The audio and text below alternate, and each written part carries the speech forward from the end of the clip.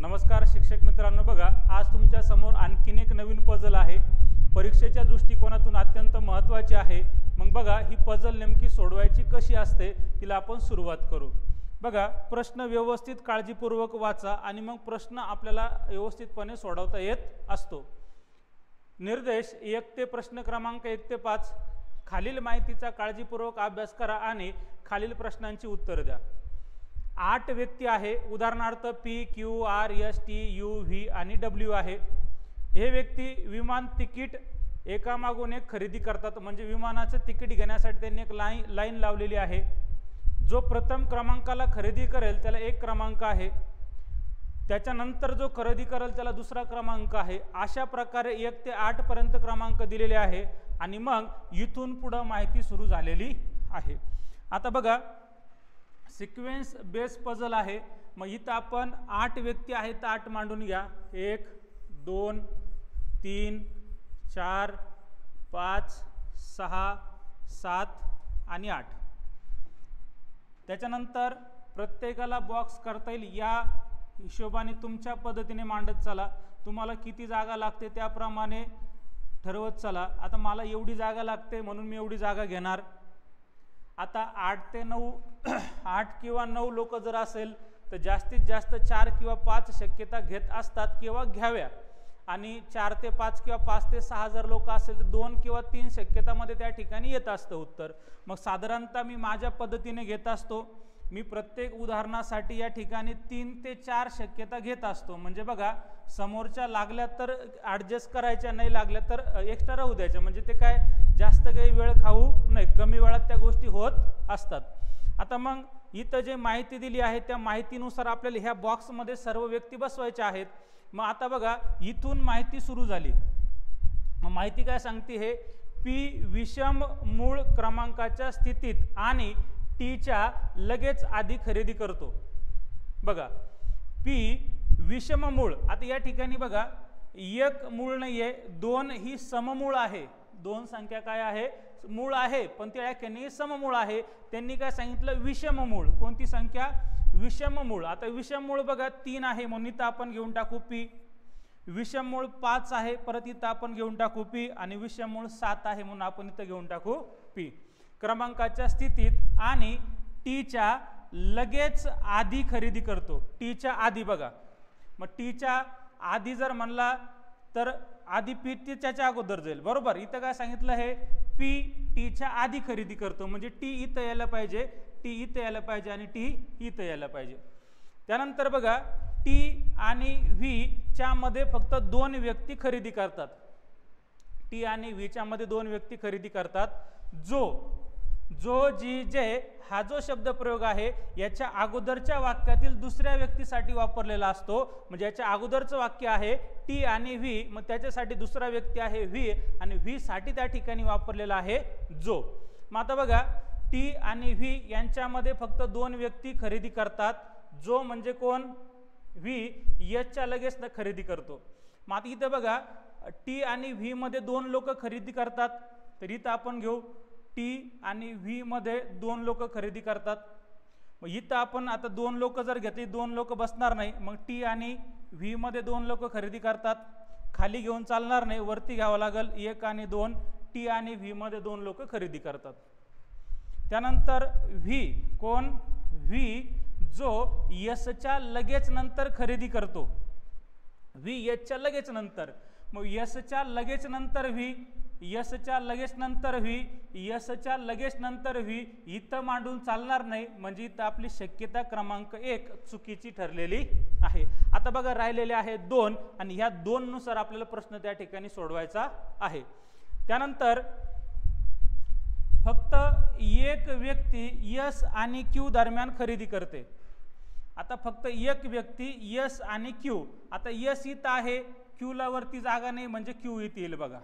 बरोबर, यामध्ये यश आणि इथं V आहे. 1 व्यक्ती इथं येऊ शकते. इथपर्यंत क्लिअर. अजून वरती एक शक्यता येईल, लागली तर आपण घेऊ, नाही लागली तर राहू देऊ. क्लिअर.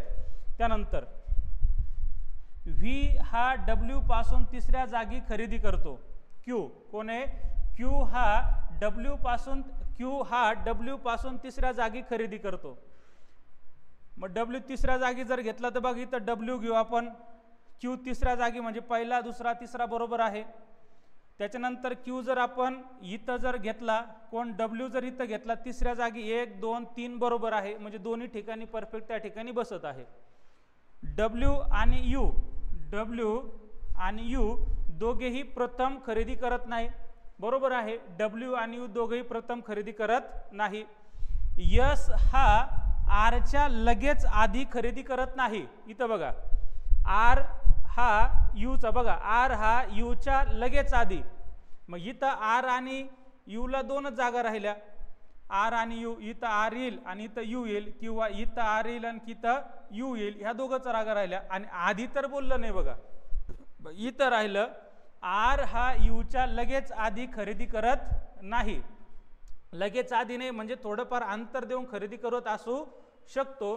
मग आता आर हा यूच्या लगेच आधी खरेदी करत नाही म्हणजे आर इथं येईल आणि यू इथं येईल. याप्रमाणे आपली पझल या ठिकाणी सुटलेली आहे. आता सगळं एकदा तुम्हाला वाटल्यास क्रॉस चेक करून घ्या, आणि क्रॉस चेक करण्यासाठी काही जास्त वेळ लागत नाही. बघा पहिल्यापासून परत एकदा चेक करू आणि मग प्रश्नांकडे जाऊ. पी हा विषम मूळ क्रमांकाच्या स्थितीत, पी बघा विषम मूळ क्रमांकाच्या स्थितीत आहे, बरोबर आहे. आणि टीच्या लगेच आधी आहे, आणि टीच्या लगेच आधी आहे, बरोबर. टी व्हीच्या आधी, टी आणि व्हीच्या मध्ये दोन व्यक्ती आहे, टी आणि व्ही यांच्यामध्ये दोन व्यक्ती आहे. व्ही जो यसच्या लगेच नंतर खरेदी करतो, यसच्या नंतर लगेच व्ही खरेदी करतो. एक व्यक्ती यस आणि क्यू दरम्यान खरेदी करतो, एक व्यक्ती यस आणि क्यू दरम्यान खरेदी करतो, बरोबर आहे. क्यू डब्ल्यू पासून तिसऱ्या जागी खरेदी करतो, क्यू डब्ल्यू पासून पहिला दुसरा तिसऱ्या जागी खरेदी करतो, बरोबर आहे. डब्ल्यू आणि यू दोघेही प्रथम खरेदी करत नाही, बरोबर आहे. आर हा यूच्या लगेच आधी, आधी करतो पण लगेच आधी नाही, मग यू इथं आला आणि आर इथं आलेला आहे. अशा प्रकारे आपण ही पझल या ठिकाणी सोडवलेली आहे. आता आपल्याला प्रश्नांची उत्तरं द्यायची. मग बघा प्रश्न आपल्या समोर आहे, चला मांडणी बघा. 8 लोक आहे, 1 2 3 4 5 6 7 आणि 8. सगळ्यात वरती कोण होता? R S V, R S V. त्याच्यानंतर Q P T, Q P आणि टी. आणि शेवटचे कोण आहे?